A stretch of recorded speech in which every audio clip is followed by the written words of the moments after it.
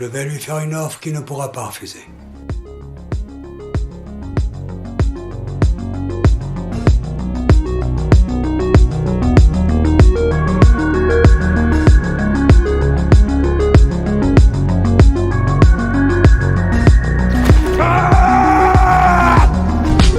Hasta la vista, baby.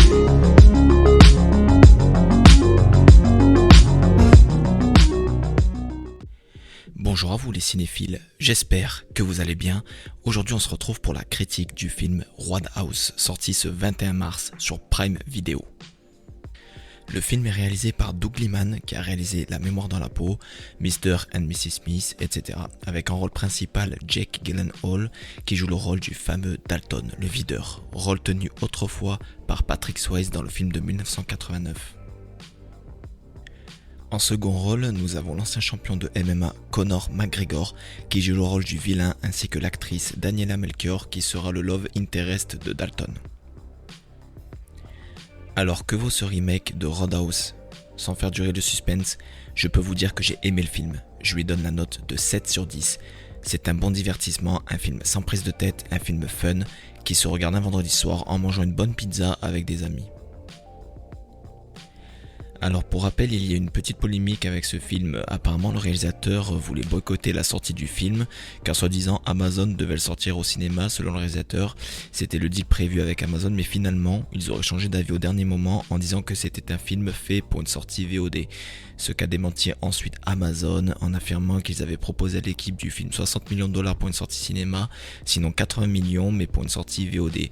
Du coup ils auraient pris les thunes et seraient partis avec. Bref, ça n'a pas empêché le réalisateur à assister à des avant-premières car apparemment il était présent pour la présentation du film à certains festivals.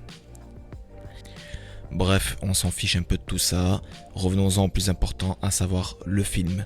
Alors tout d'abord, je voulais saluer le travail de l'acteur Jake Gyllenhaal que je trouve épatant dans le film. J'ai l'impression que la plupart des films qu'il fait, je ne suis jamais déçu sur son niveau d'acting.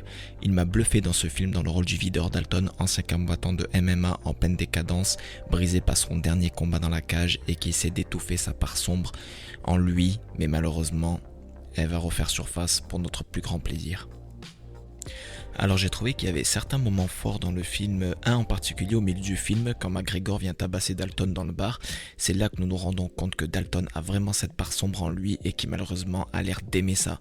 Il est cool tout le temps, même un peu trop gentil à mon goût, mais dès qu'il part, il ne s'arrête plus et cela fait clairement un contraste. Il a une bête en lui qui veut simplement sortir et c'est ce que nous constaterons dans la dernière moitié du film.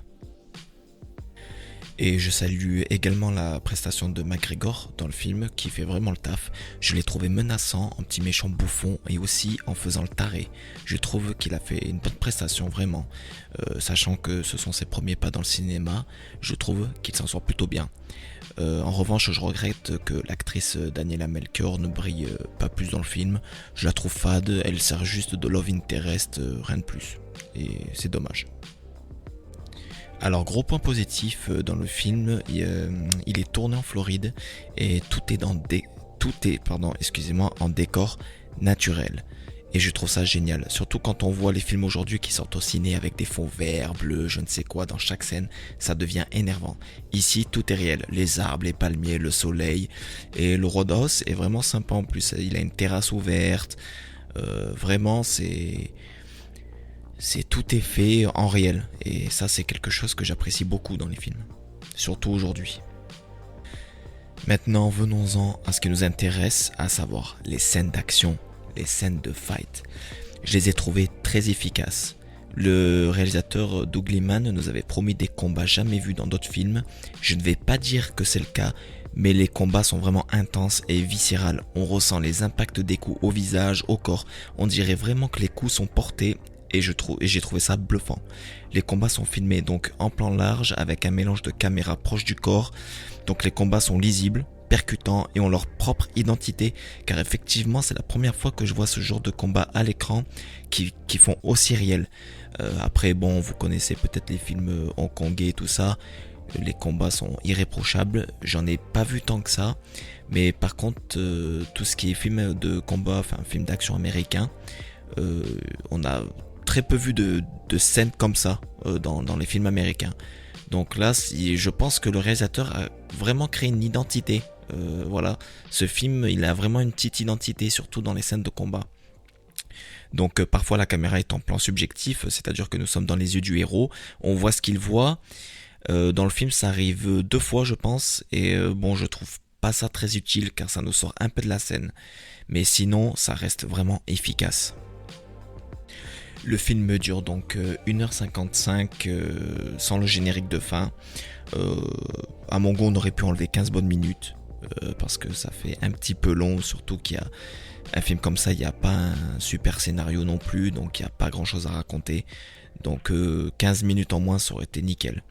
Mais bon voilà, le film il se regarde facilement, on ne s'ennuie pas, c'est un bon divertissement, une série B à gros budget que je conseille aux fans comme moi, amateurs de castagne. Dernier point que j'allais oublier d'ailleurs, c'est que par rapport au film original, la bande son de ce film n'est pas du tout marquante. C'est de la bonne musique qu'il y a dans le bar, mais assez oubliable malheureusement. Ils auraient pu mettre le paquet sur la bande son quand même, qui est aussi l'essence du film Roadhouse, c'est se battre sur de la bonne musique rock.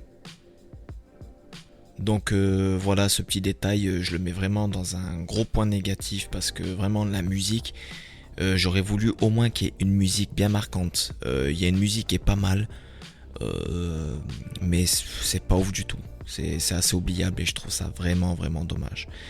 Mais voilà, dans l'ensemble, c'est un bon film, donc je vous le conseille, allez le voir quand vous avez le temps, c'est un bon divertissement, zéro prise de tête. Donc ça sera tout pour aujourd'hui les cinéphiles, j'espère que cette critique vous a plu et moi, je vous dis à bientôt pour une prochaine critique ciné-série.